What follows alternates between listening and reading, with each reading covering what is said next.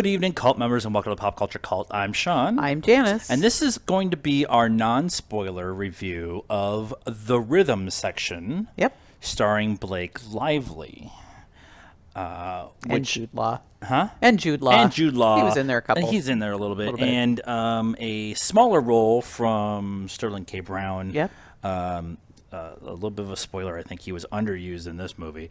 Yeah. He's amazing, by the way. But this is one of those movies that is I don't want to say it this way, but it's very much a January movie. This kind of puts it out, just putting it out there. They spend some time on it and stuff, but in the grand scheme of things, this is going to be a movie that's going to be forgot about. Probably.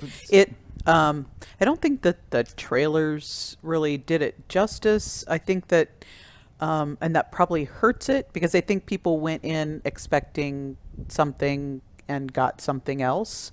I know that's how I felt. Yes. Yeah. This Not it was spoiling kind of it was kind of marketed along the same lines as the Jennifer Gardner movie that came out last year, where she went on a vigilante streak because her family Peppermint. Peppermint, yes. Yep. Or and then Atomic Blonde. I kind of felt like it was like Blonde. Atomic Could have been that way, or the American Assassin. Both American Assassin and Peppermint are both based off of books like this one is, and it's not quite that style of story, right? And it is much more of the personal anguish and pain and the coming to grips to how to deal with that, much more than it is the straight out vigilantism. That's a word. I think I said it right. Sure. Too, that the other ones were. Right. And I heard it explained as it's a little more like when you go to these movies and this, average person who becomes this badass vigilante in like 3 months or whatever and takes everybody on, it kind of turns that on its head, and it's a little more realistic. I still don't know that it's completely realistic, but it's definitely more. Like, she starts out, she can't even run up the hill. Well, she starts off, it's 3 years after the death of her parents and her brother and sister. Her whole family gets wiped out. She's not married or anything. She's obviously a younger. She's playing her younger, but the story picks up 3 years after their deaths. Right. And they actually even talk about it in the trailer. They were killed by a bomber on the plane, and she was supposed to be on the plane, and she missed her flight and all that stuff. And so the story starts with her, a drug addicted, just prostitute trying to find her next fix so she can slowly kill herself, essentially, instead of actually doing suicide. And it's the story starts from that point instead of instead of the family dying, which I really appreciated. In this, like, a lot of these stories start with the family being killed in the first act, and then they jump ahead 5 years or 8 years or whatever it is going forward, and all of a sudden the main protagonist is an elite Navy SEAL, kind of person. Which I like those stories. This story didn't do that. Right. This was a much.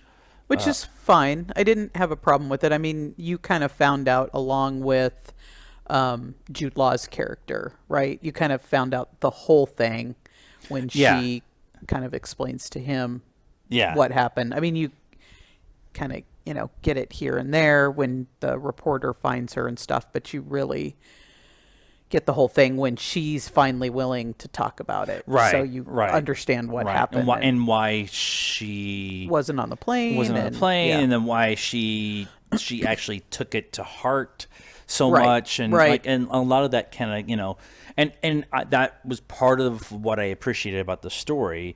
And I think I think I'm going to agree with you more and more as we talk about this, that they really didn't market this movie the right way.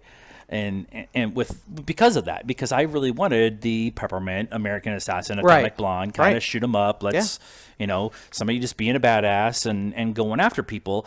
And I love, like I said, I love those movies, and this was much different than that. Yeah. And It had those parts. it had those parts. It but definitely it had was those parts. definitely It was definitely slower. yes. It was very slow. I want to talk about the pacing and the baddie, the big bad. I won't say who the big bad is, but I don't really Right. think that the pacing, they do the pacing as negatives, and then we'll get into the positives for a second. But the pacing, I understand why they pick it and do it so slow. I understand that they are trying to build an emotional connection with Stephanie, who is Blake Lively's character. Right. There's a thing there that they're trying to do to make you feel for her and help, like helping you help her through her process and why she gets there. But that really pulls back on the let's go, Yeah. let's go, Yeah. let's go, and this. Yeah, and it was downtime where the downtime wasn't progressing the story, if that makes sense. Yeah, not as much as it was needed, at least. Yeah. So it was like these kind of slow, quiet moments that didn't really progress the story or produce any like, at least for me, any stronger emotion towards Yeah. her or her situation than I kind of had in the beginning. You once you realize why, like right from the beginning, that she is in this brothel, slowly trying to kill herself. Yeah. From that point forward, that's how you feel about her. You never really get any more emotional connection to her Yeah. as you learn more about the backstory and everything else. And the other thing too is they really just don't explain the bad guy very well. Like the big bad, the Yeah. one, not the actual bomber, but the guy who was that bomber hired.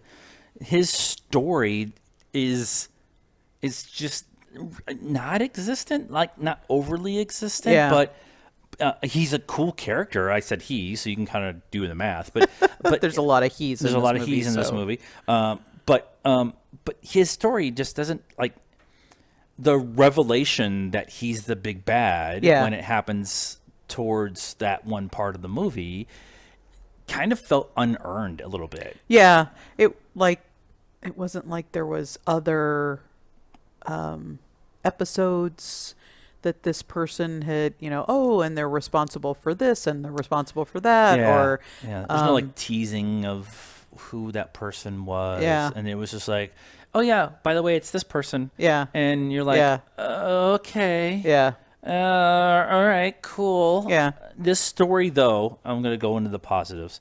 The story, though, as much as we are complaining about the pacing and stuff like that, you watch this movie for Blake Lively. yeah. Her performance was amazing.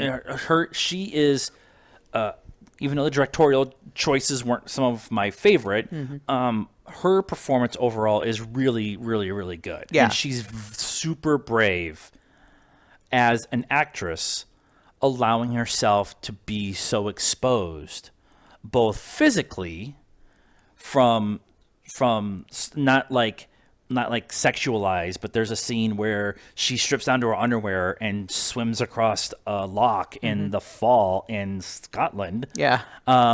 Burr. And like that panning shot as she's walking into the water, she's just straight out walking into the water with her underwear on. Yeah. That vulnerability, but also the emotional vulnerability Yeah. that she has, both when she's in the brothel and then later when she makes the decision to go after these people. Yeah. She doesn't look like herself, right? She does a lot of stuff with her hair. She wears wigs several times. Yeah. I think that she must have lost some weight. She didn't, like, Blake Lively is tall and majestic, and Yeah. she looked very small and just kind Yeah, of and especially early on when she's still in yeah, the drug state yeah, and yeah, she's trying to build her body back up and stuff like that. And she did a really good job of showing that they did it with makeup too and stuff like that. yeah, But just like yeah, you're saying, making her feel like she walks hunched over. She talks very quietly. She's very timid when it comes to conversations. She doesn't look anybody in the eye. And then as she goes along in the performance, she gets that confidence. yeah, And yeah, she stands up straighter. She looks yeah, people in the eye. She talks with more authority. She has a persona that she puts on at yeah, one point in time yeah. that really helps sell the performance, but also helps sell your emotional connection to her. As much as I was complaining about it earlier, that really And the adds. changes that she's going through, because she goes from a, a drug addict to, you know, sort of a badass revenge seeker. Yeah, she ends up being able to do what she needs to do. Like Yeah. I'm not giving anything away. That Yeah. somebody needs to write a movie where that person dies in the end, like the Yeah. revenge story, and They never get their and they revenge. never get their revenge. I think that would be an amazing story. Nobody will ever see it because apparently America doesn't want to watch those movies. But I just think that, like, I, as a viewing going person, see this performance and somebody that I don't typically see this kind of performance from, Right. and say, yeah, this is maybe not going to be a great box office blockbuster kind of do big things movie, which is what I'm trying to say. It is going to set her up to do something more Yeah. award wise, A little less stereotyped. And Yes, yeah, kind of yes. shows her depth. Yeah, yeah, Yep. and I think that was, and then the movie itself, very well shot. Like, I love the way it's shot. There's a lot of very Born Identity, close, handheld, face-to-face fighting, very intimate. The camera is part of the fight. A lot of use of camera angles where Blake is very small and then she becomes very big in the screen, and like Yep. all that kind of stuff. If you've watched the show a bunch, you know that's one of the things I watch for and I love, and it was very well done. And just the drive through Scotland Yeah. is amazing. And Hans Zimmer was the composer. Yeah.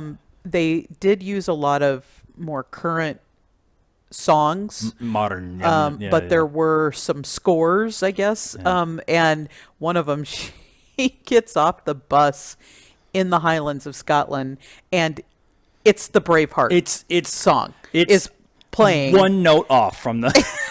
which Hans Zimmer did, so Yeah, it's it was okay. It was totally but- okay, but it totally worked. So overall, I think it was just score.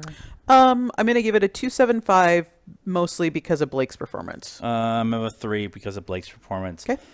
Again, probably not something we'd rewatch, but if it came on, I would watch part of it just to watch Blake. Yeah, if it was on TV, you might Yeah, watch it in the background I or think whatever. it'd be good But for yeah, that. So that is our thoughts on the rhythm section from somebody with Blake Lively.